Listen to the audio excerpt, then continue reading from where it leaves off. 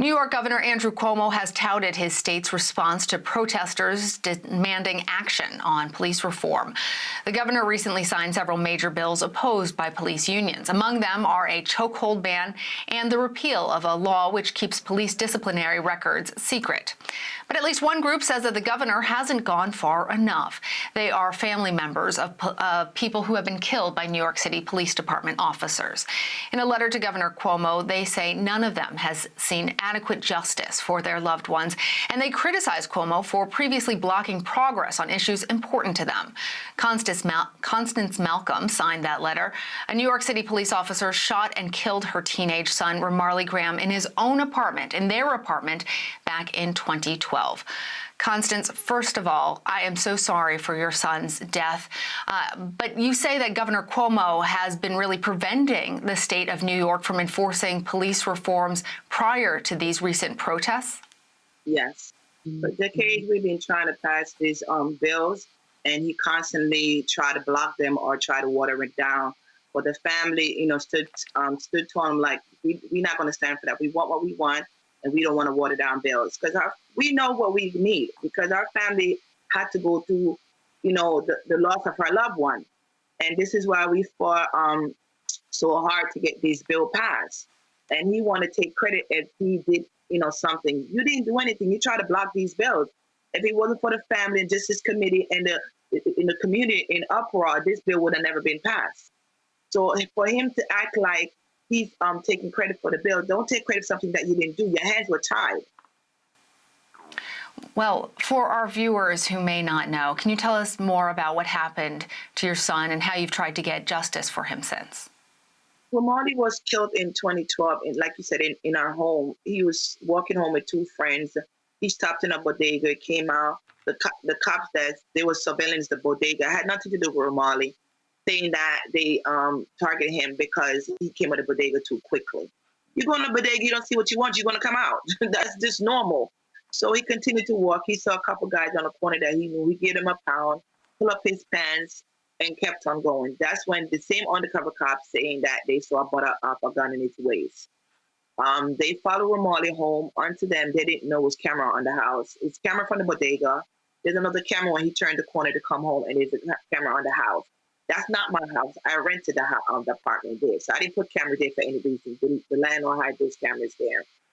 So you see the cops, when Ramarley walked in, not like they say they chased him and it was a hot pursuit. It wasn't nothing like that because the camera shows, this will show you how police lies in their report, and they give the media all these narratives, about people. And then, then they have to go back and change their story because the camera is there that showed my son calmly walk in. Then seconds later, you see an officer, which we know now was Richard Hayes, trying to break the door down that he just went in through. And when they couldn't successfully kick the door in from that end, they went through the back entrance and put a gun in the lieutenant's son's face. I forgot his name right now. I'm sorry. I just blacked out. Javion face, and tell Javion to step out because his father had just sent him to the back because he heard a commotion. But we have a young kid that lives in the basement, so he sent Javion to look at me. The kid always comes upstairs to help with his homework. So when Javion went back there to open the door to see if it was a kid, they pointed the gun in his face, telling him to step out.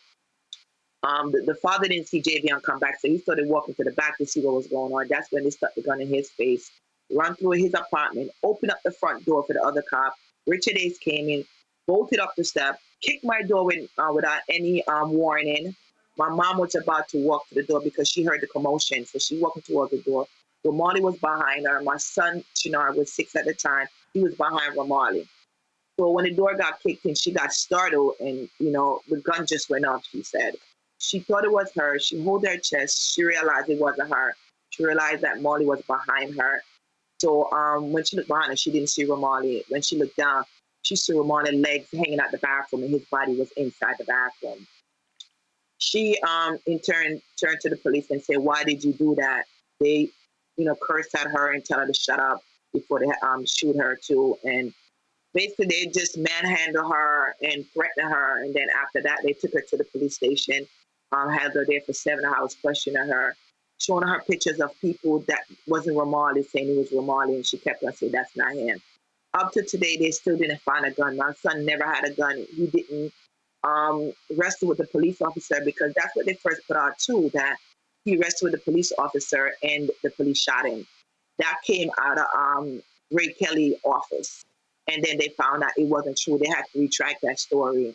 So, it shows you how the police lie. And we see in all these cases that's coming out now where they lie and say all this stuff, and then, the truth just come out. But then it's be too late. This person die and there's no consequences. None of these officers are going to jail. And this is why you see the uproar right now in our city, because oftentimes people, they get killed, they walk away free. Richard Hayes was charged with manslaughter 1 and manslaughter 2. Then the case got thrown out on a technicality. I fought like hell to get department charges against him, which I did. He was charged and found guilty on the department charges. And what he did, he went and resigned on his day off on a Sunday when he found out he was going to get fired. So technically, he was never even fired. But what I did, I fought to make sure he could not get a good guy letter to go to another department, and then he can carry a gun. So that was kind of my justice, but it's not justice. But that's the way I had to get off the course to make sure he doesn't hurt anybody else's kids. Well, that's what I really want to ask you about. I know that nothing can bring your son back. You did receive a settlement, and as you say, Officer Hayes resigned from the force, though he never faced any prison or jail time. What would you like to see then in terms of justice for your son? I would like to see the budget cut, because they're having all this money to do what? To pay a lawsuit when they kill people's kids or family members? It's not fair. They have this balloon budget for what? You come in our community, you murder us, you beat us, and you are not getting charged. Or if you get charged, is it thrown on a technicality? Which we know that don't happen to Black and brown people. Nothing is thrown on a technicality. We go to prison. Even if we're not even guilty of the crime, we end up in prison. So we want to see changes by them cutting the budget. This budget going to mental health. That's a big issue. Your family member called for help and the police showed up. They are not training these areas, but yesterday they're getting paid for it. It's unfair because people need help when they call for 911 for the mental health. They clearly say this person mentally disturbed, but oftentimes when they come, guess what happened? That person ends up dead because they are not trained for these areas. These people are already disturbed. They hear voices. So you come in with the rah-rah and the ray-ray, put your hands up and yelling and screaming.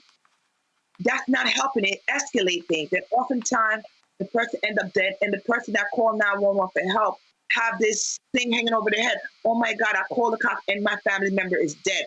That's a heavy weight to carry. Yeah, and in the case of your son, Ramarley, there was nobody who called 911, and there was no gun found in the apartment. I understand there was a little bit of marijuana that was found in the toilet, but he was just, as you said, walking from the bodega back to his home. So what's your perspective, rather, on this wave of protest? Do you think that it's going to usher in lasting change on how we police here in America? Yes, we see the changes already, right? We've seen a lot of bills being passed and, a lot of changes. But, you have the mayor that keep backing these officers, backing the NYPD, saying that he's going to make changes. But yesterday, he still can't tell exactly where he's getting these changes from. How are you going to cut the budget? Where are you cutting this budget from? Again, schools, the community, and these are where that we need it. The NYPD, their budget is too big. For what? To put them on modified duty, pay them for what? None of these. You see every other state that somebody get killed. Guess what? They get fired right away. New York is not doing that. They are not doing that. They have these officers sit down in the precinct, racking up overtime more than what they would do on their normal pay. So you tell me if you think that's right. This is why we're calling for the $1 billion to be cut from their budget expense, because they are not training these areas. We as, like I said, I'm a frontline worker. And with the pandemic ramming through our community, who was mostly killed? Who died from it? Mostly Black and Latino, because we are on the front line. These are the jobs that we have to take. Constance Malcolm, thank you so much for sharing your story, and I hope that your son's name is well known and that you are able to find peace through police reform. Thank you. Thank you for having me.